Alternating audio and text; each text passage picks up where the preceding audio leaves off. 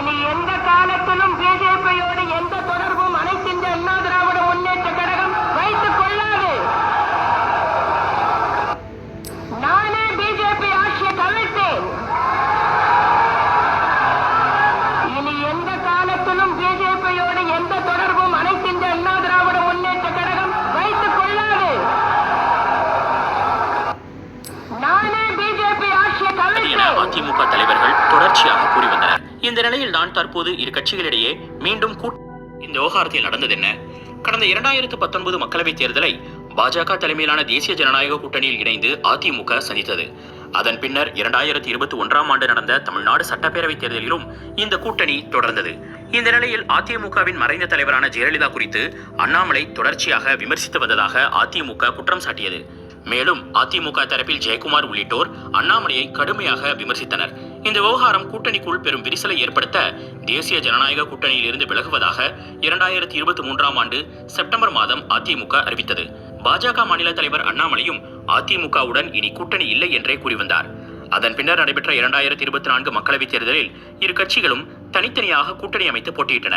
எனினும் ஆளும் திமுக கூட்டணி தமிழ்நாட்டின் 39 தொகுதிகளிலும் வெற்றி பெற்றது. இந்த நிலையில்தான் தற்போது இரு கட்சிகளும் மீண்டும் கூட்டணி அமைத்து 2026 தமிழ்நாடு சட்டப்பேரவைத் தேர்தலை சந்திப்பதாக அறிவித்துள்ளன.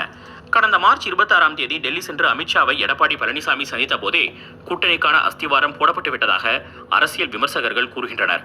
காரணம், இந்த சந்திப்புக்கு பின்னர் அமித்ஷா தனது ட்விட்டர் பக்கத்தில் 2026இல் தமிழகத்தில் தேசிய ஜனநாயக கூட்டணி அரசு அமைந்த பின்பு மது வெள்ள அதிமுக பாஜக கூட்டணி உறுதியாகிவிட்டால் அண்ணாமலை தலைவராக தொடர்வது கடினம் என்பதோடு அது அவருக்கும் தெரியும் என்று கூறியிருந்தார். இந்த நிலையில்தான் தமிழ்நாடு பாஜகவுக்கான புதிய மாநில தலைவருக்கான தேர்தல் அறிவிப்பு வெளியானது. மீண்டும் தான் தலைவர் பதவிக்கு போட்டியிடப் போவதில்லை என்று அண்ணாமலை கூறி வந்தார். மாநில தலைவர் பதவிக்கான வேட்புமனு தாக்கல் இன்று வெள்ளிக்கிழமை நடந்தது. இதற்கு மத்தியில் மத்திய அமைச்சர் அமித்ஷா தமிழ்நாட்டுக்கு நேற்று வந்திருந்தார்.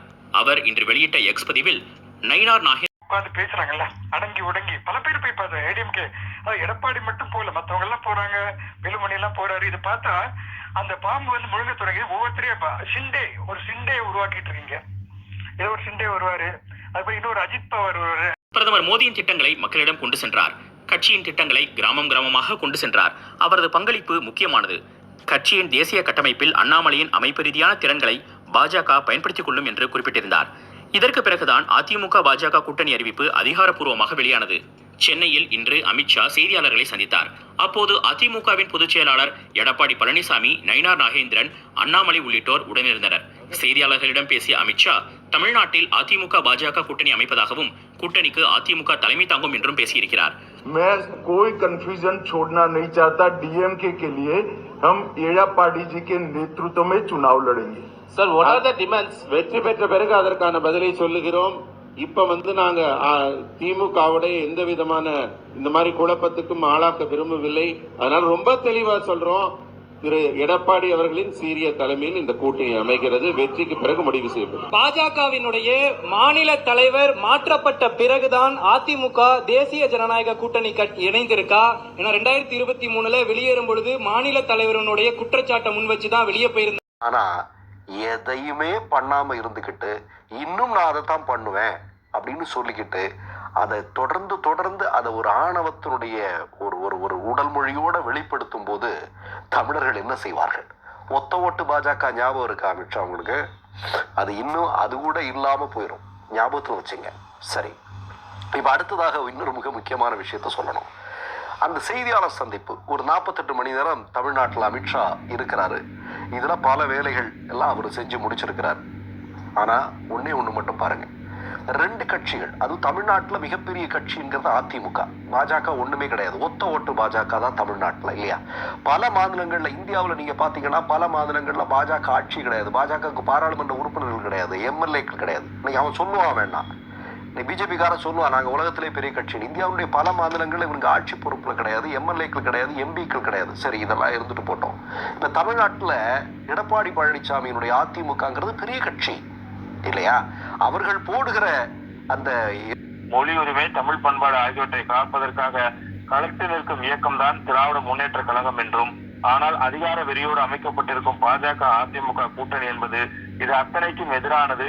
பதவி மோகத்தில் தமிழ்நாட்டின் சுயமரியாதையை தமிழ்நாட்டின் உரிமையை டெல்லியிடம் அடமானம் வைத்துவிட்டு தமிழ்நாட்டை பாழாக்கியவர் பழனிசாமி என்பதை யாரும் மறக்கவில்லை என்பதையும் அவர் குறிப்பிட்டிருக்கிறார். பல்வேறு விதமான பிரச்சனைகள், குறிப்பாக நீட் தேர்வு விவகாரம், அதை திசை திருப்பக்கூடிய நிகழ்வுகள், அதே போன்று இதற்காக உயிரிழந்திருக்கக்கூடிய इश्यू तमिलनाडु में बहुत बड़ा समस्या है। नीट का इश्यू भी ये लोग ध्यान भटकाने के लिए खड़ा कर रहे हैं और डीलिमिटेशन का इश्यू भी ये लोग ध्यान भटकाने के लिए खड़ा कर रहे हैं. மக்களின் கவனத்தை திசை திருப்புவதற்காக மட்டுமே நீட் டீலிமிட்டேஷன் போன்ற பிரச்சனைகளை திமுக பயன்படுத்துகிறது. बैठकर चर्चा करेंगे और जरूरत पड़ेगी तो there will be a common minimum programme. அவங்களோட இணைந்து नहीं आप ट्रांसलेशन तो करो, क्यों ऐसा कर रहे हो? ஒரு அதிமுகவுடன் நாங்கள் हट जा सामने से। जंगल नहीं होता तो मोर कहाँ रहते, और ये वेश नहीं होता तो चोर कहाँ रहते। तमाम प्रकार के अपराधी फसली, कतली, नकली, वो भी इसी देश में छुपे होते हैं। ये सब रावण के पिल्ले हैं, ये रावण के पिल्ले हैं जी। नरेंद्र मोदी नाम के गौ हत्यारे को, हाँ, जो गौमांस बेच करके 250 करोड़ चंदा लेते हैं बीफ एक्सपोर्टरों से, कि जो यांत्रिक कत्ल खानों के ओनर हैं, नाम तो है अलकबीर लेकिन ओनर है हिंदू। ऐसे हिंदू क्या कभी हिंदू हो सकते हैं? वो राक्षस है। रावण भी तो हिंदू था, कंस भी तो हिंदू था, दुर्योधन भी तो हिंदू थे, शिशुपाल आदि गुंडे भी तो हिंदू थे। गद्दार जो गाय को कटाएगा वो हिंदू है क्या? तू बता। देश के साथ धोखा कर रहे हैं। यहाँ तक कि जो अपनी पत्नी के प्रति भी कृतज्ञ नहीं हुआ, इस कृतज्ञ व्यक्ति को किसने माँ के मरने के बाद इसने सिर के बाल नहीं बनाए? झूठे हिंदू, हिंदुत्व को ठगने वाले, लाशों पे रोटियां सेकने वाले। विश्वगुरु नाश कर दिया विश्व। अरे विश्वगुरु तब बनते, पूरी दुनिया के सामने उपस्थित करते, ये कहते कोई पराया नहीं है। आ रहे हैं बेटा काशी, पता चलेगा।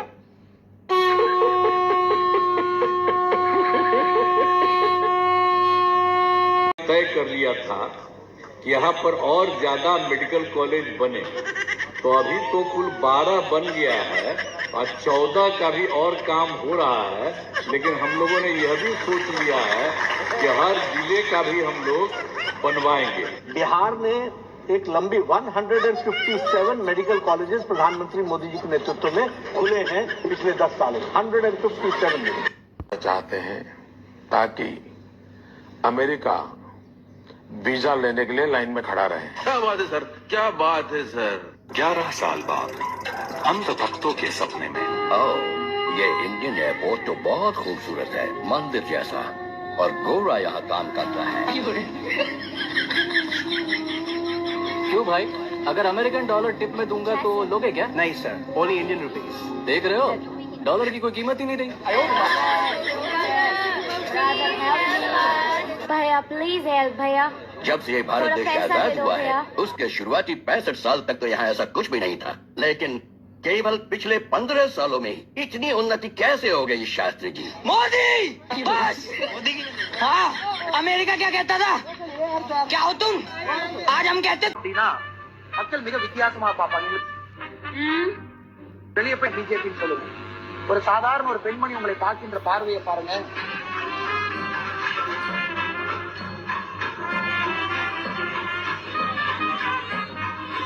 ஒரு சாதாரண மனிதன் உங்களை பார்க்கின்ற பார்வையை பாருங்க. ஒரு பிஜேபி காரனா வித்தியாசமா பார்ப்பாங்க. பாத்தியாடா, அவன் யாரையும் உத்துருட்டான். அப்புறம் அத்தனாச்சு குட்டி சவர் ஆயிடும். அவங்க தனியா நின்று ஜெயிக்கிறது தான் பெஸ்ட். போன வாட்டியும் அவங்களோட அப்புறம் நாசமா போயிடுச்சு. அதனால இவங்க தனியா நின்னா ஜெயிக்கலாமே. அதனால வேணாம். ஏன் அது வேணாம்னு தெரியுது. பிஜேபி வந்து தமிழ்நாட்டை ஏத்துக்க மாட்டாங்கன்னு தெரியுது. அப்புறம் எதுக்கு அவங்களோட கூட்டணி வைக்க? ஏமா அவன் ஊருக்கு கக்கூஸ் பாத்திரமா போன வருஷம் தான் காட்டி கொடுத்தான். நம்ம ஊர்ல கக்கூஸ் பாத்திரமா 20-30 வருஷத்துக்கு முன்னாடியே வந்துச்சு. அப்ப எந்த அளவுக்கு அவன் சோம்பேறி ஆகிறான். அவனை போய் இதுல சேர்க்கலாமா? அவனுக்கு இதுல என்ன தெரியும்? அந்த ஊருக்காரனுக்கு தான் அவன் கொடுக்குறது வாங்குறது தெரியும். தமிழ்நாட்டில் இருக்கிறவங்களுக்கு தான் தமிழ்ல என்ன செய்யணும் ஏது செய்யணும் அவனுக்கு தெரியும். இவனுக்குலாம் தெரியும். வரவே கூட்டணியே சேரக்கூடாது. கூட்டணியில ஒன்று பேசிக்கிறாங்க. அதாவது வந்து அப்படி கூட்டணி சேர்ந்து பேசிட்டாங்கன்னா ஏடிஎம்கேல வந்து எப்படி எடப்பாடி முதல்வராகவும் துணை முதல்வரா அண்ணாமலை இருக்கிற மாதிரி பேசிக்கிறாங்க. அதெல்லாம் சாத்தியப்படுமா? அதெல்லாம் சாத்தியப்படாது. சாத்தியப்படாது. இவன் முதல்ல கலைஞர் ஜெயலலிதா கட்சிக்காரங்க ஜெயலலிதா மாதிரி பன்னீர்செல்வமும் எடப்பாடி இருந்தாவே ஜெயிக்கலாம். ஆனா இவன் மோடி கூட சேர்த்துனா அடுத்த மாசம் குட்டி சவரா போயிடும். அவன் சேரவே கூடாது. கூட தனியாவே இருந்து ஜெயிக்க சேராது. அவன் விலகாத வாங்க வாய்ப்பே இல்லை. சரி, அதாவது வந்து ஏடிஎம்கே வந்து பிஜேபி கூட पहले तमिलनाडु की जनता को देना चाहिए. तमिलनाडु की जनता उदयनिधि से एक करप्शन का जवाब मांगती है. இந்த தேர்தல்ல திமுக மக்களுக்கு பதில் சொல்ல கடமைப்பட்டிருக்கிறது. தமிழகத்தின் முதல்வராகிய ஸ்டாலின் அவர்களும் துணை முதல்வர் உதயநிதி ஸ்டாலின் அவர்களும் தந்த